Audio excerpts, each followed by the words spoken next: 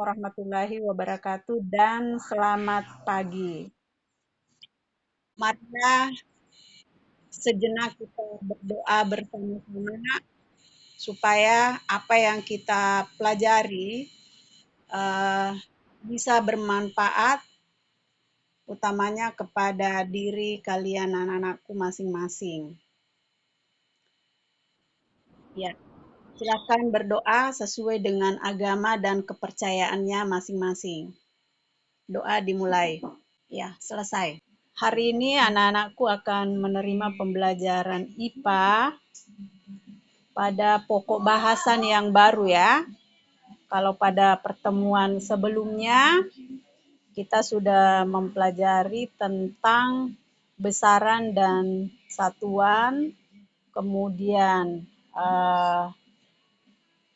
bagaimana melakukan pengukuran terhadap besaran pokok dan besaran turunan menggunakan satuan baku dan juga menggunakan satuan yang tidak baku. Itu sudah kita pelajari pada pertemuan sebelumnya. Nah, kali ini kita masuk pada pokok bahasan yang baru tentang klasifikasi makhluk hidup. Jadi kata klasifikasi itu artinya bagaimana mengelompokkan, ya. Nah, sebelum kita masuk pada materi yang sesungguhnya untuk pertemuan pertama ini,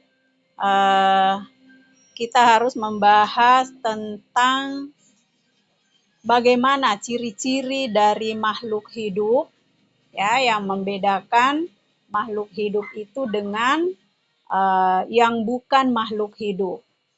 Nah, kemudian kita akan mempelajari juga tentang perbedaan ciri-ciri makhluk hidup yang dimiliki antara hewan dengan tumbuhan. Ya. Nah,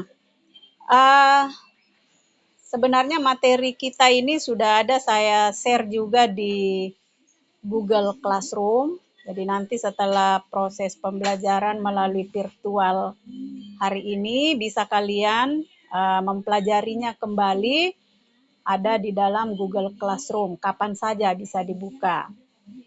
Nah, kemudian sebentar juga setelah selesai virtual, ya, saya akan membagikan juga materi pembelajaran kita hari ini melalui grup WA IPA.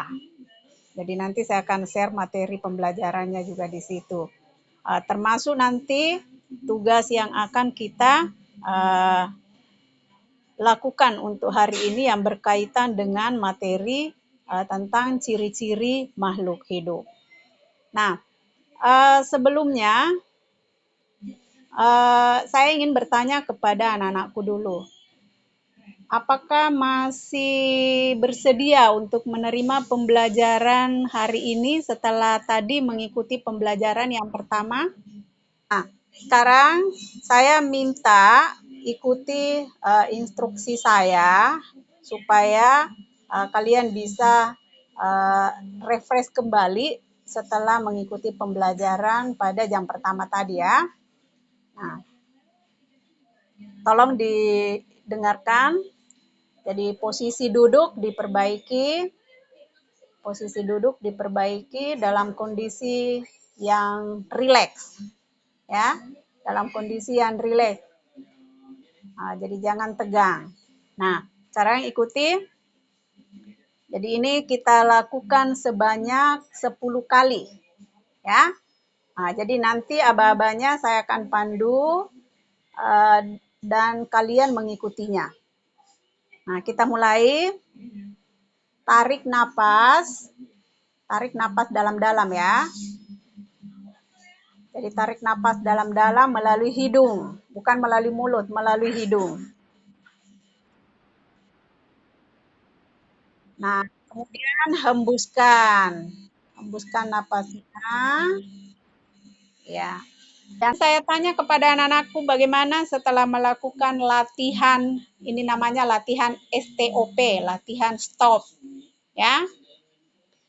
Gunanya itu untuk merefresh badan, merefresh kondisi badan kita supaya tidak stres, tidak tegang.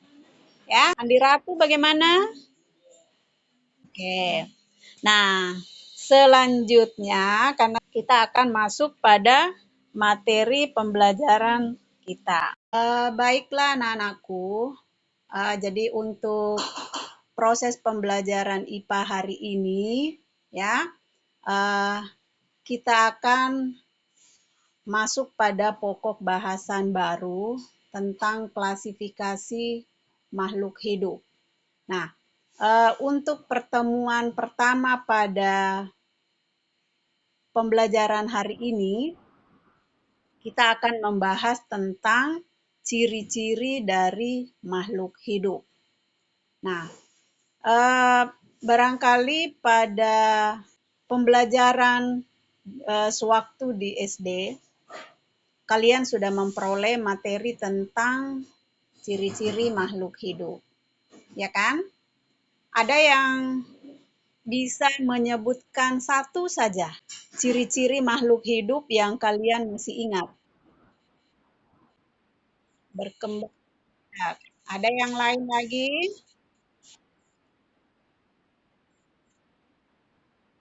Makhluk hidup itu tidak.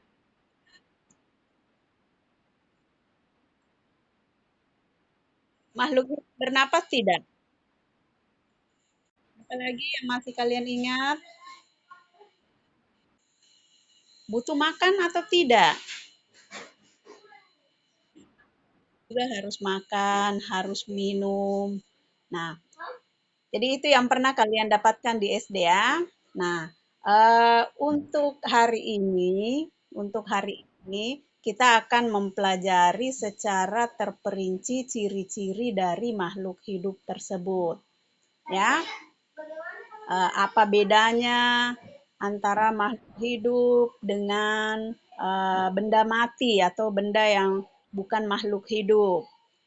Kemudian apa bedanya uh, ciri-ciri dari hewan dengan tumbuhan dalam hal bernapas misalkan. Apakah sama? Kemudian apakah sama caranya makan antara hewan dan tumbuhan?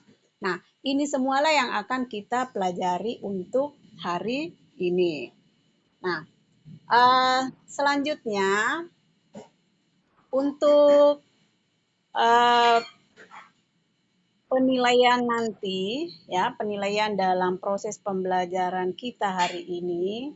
Jadi, tetap ada penilaian sikap, kemudian penilaian pengetahuan, kemudian penilaian keterampilan. Gitu ya. Selanjutnya, saya akan memperlihatkan dan mempresentasikan tentang ciri-ciri dari makhluk hidup. Jadi tolong diperhatikan dulu nak ya.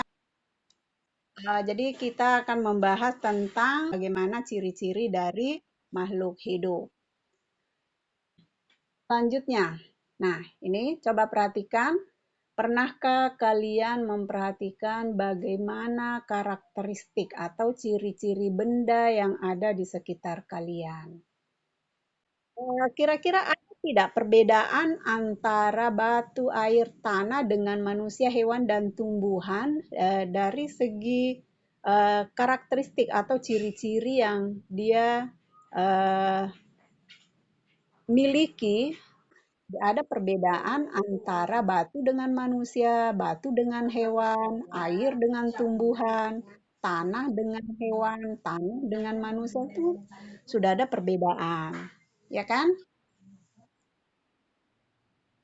Nah, inilah yang akan kita pelajari secara mendetail perbedaan dari karakteristik benda-benda tersebut.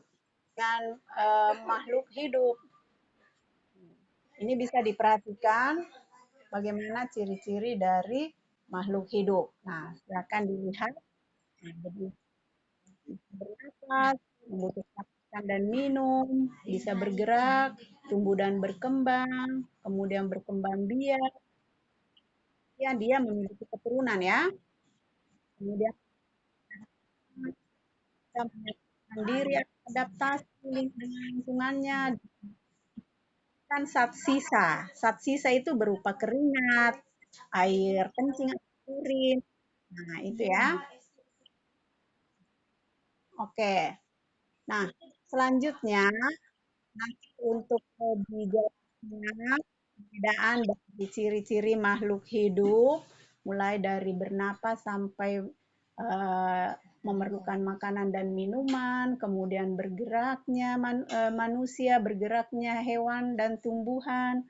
Nah, di sini semua eh, ada dijelaskan secara terperinci. Jadi sisa anak-anakku nanti uh, membukanya melalui Google Classroom ya untuk mempelajari lebih terperinci perbedaan ciri-ciri makhluk hidup yang dimiliki oleh hewan dengan tumbuhan.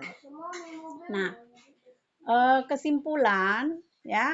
Jadi yang bisa kita ambil sebagai kesimpulan untuk pembelajaran kita hari ini adalah apa ciri-ciri dari makhluk hidup. Nah, tadi sudah disebutkan bahwa ciri-ciri makhluk hidup itu bisa bernapas, kemudian memerlukan makanan dan minuman, bisa bergerak, bisa berkembang biak atau bereproduksi, kemudian tumbuh dan berkembang, peka terhadap rangsang, menyesuaikan diri dengan lingkungan, kemudian mengeluarkan zat sisa. Itu ya. Nah, selanjutnya secara lebih detailnya, silahkan buka di Google Classroom, ya, baca di buku paket IPA yang sudah dibagikan, ataukah nanti bisa juga nanti saya bagikan, ya, saya bagikan melalui grup WA IPA, ya, ya, oke. Okay. Jadi saya kira itu nak yang perlu saya sampaikan hari ini, ya. Uh, Untuk selanjutnya, tentunya ada lembar kerja yang harus diselesaikan. Jadi dalam lembar kerja ini nanti ada dua bagian yang harus kalian kerjakan. Yang pertama adalah mengamati gambar. Ya, saya sudah siapkan itu gambarnya di dalam lembar kerja. Kalau ada yang suka mengamati secara langsung pada hewan dan tumbuhan atau benda yang ada di sekitar kita, bisa langsung mengamati sendiri ya. Kemudian tugas yang kedua, menjawab pertanyaan dari hasil pengamatan. Ya, di mana pertanyaan tersebut berkaitan dengan hasil pengamatan yang telah kalian lakukan. Jadi silahkan dijawab pertanyaan tersebut. Nah, bagaimana menjawabnya? Bagaimana menjawabnya? Nah, kalau ada yang suka merekam suara, boleh direkam suaranya ya untuk menjawab pertanyaan tersebut. Nah, pilihan yang kedua, kalau ada yang suka melakukan rekaman video, nah, boleh. Atau bisa juga dalam bentuk tertulis, ya, bisa dalam bentuk tertulis, ditulis di buku tugas IPA. Atau bisa juga dalam bentuk tertulis, dalam bentuk poster bisa. Ya, gunakan. Silahkan berkreasi sendiri sesuai dengan kemampuan kalian. Ya, namun sebelumnya saya mau mengajak kalian dulu untuk merefresh diri ya, merefresh diri. Nah, coba dengarkan instruksi saya ya. Jadi lakukan sesuai dengan instruksi saya.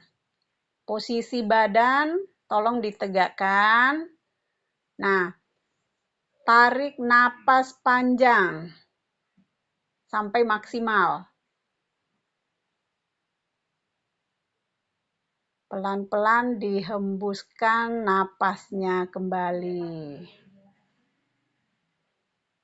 Ya, lakukan hingga 10 kali.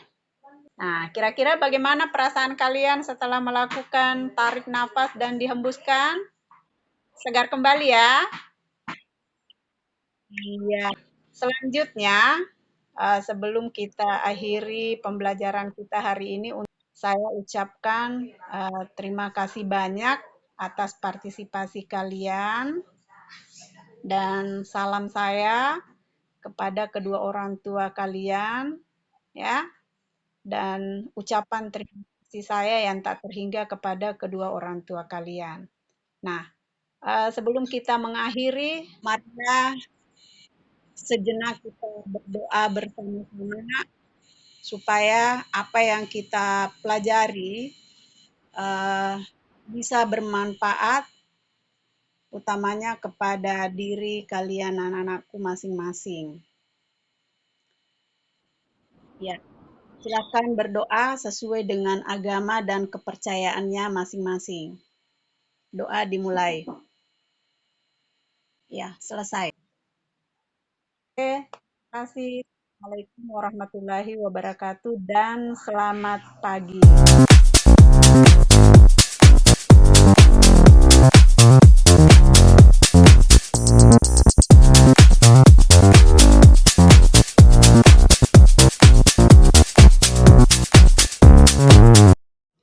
Setelah saya melaksanakan pembelajaran berdiferensiasi yang terintegrasi dengan pembelajaran sosial emosional, saya merasa sangat senang karena sudah bisa memfasilitasi peserta didik untuk belajar berdasarkan kebutuhan belajarnya. Dan saya juga sudah bisa memfasilitasi peserta didik untuk memperoleh pengetahuan, keterampilan, dan sikap positif mengenai aspek sosial dan emosional. Pembelajaran yang saya dapatkan selama perencanaan pembelajaran berdiferensiasi yang terintegrasi dengan pembelajaran sosial emosional adalah bahwa sebelum membuat perencanaan pembelajaran, seharusnya seorang guru melakukan diagnosa awal untuk memetakan kebutuhan belajar peserta didik, agar peserta didik bisa belajar berdasarkan hasil diagnosa tersebut dan tetap memperhatikan kondisi sosial emosional peserta didik. Dan pembelajaran yang saya dapatkan selama pelaksanaan pembelajaran berdiferensiasi yang terintegrasi dengan pembelajaran sosial emosional adalah bahwa dengan terpenuhinya kebutuhan belajar peserta didik dan tetap memperhatikan kondisi sosial emosionalnya, maka peserta didik pun akan merasa nyaman dan senang mengikuti proses pembelajaran yang kita lakukan. Rencana perbaikan untuk pembelajaran berikutnya yang akan saya lakukan adalah yang pertama, untuk lebih memaksimalkan penerapan pembelajaran berdiferensiasi terintegrasi dengan pembelajaran sosial emosional, maka saya akan melakukan diagnosa awal tentang kebutuhan belajar peserta didik secara lebih spesifik lagi. Yang kedua, pembelajaran berdiferensiasi yang terintegrasi dengan pembelajaran sosial emosional dalam penerapannya pada proses pembelajaran daring masih belum maksimal karena disebabkan oleh berbagai kendala.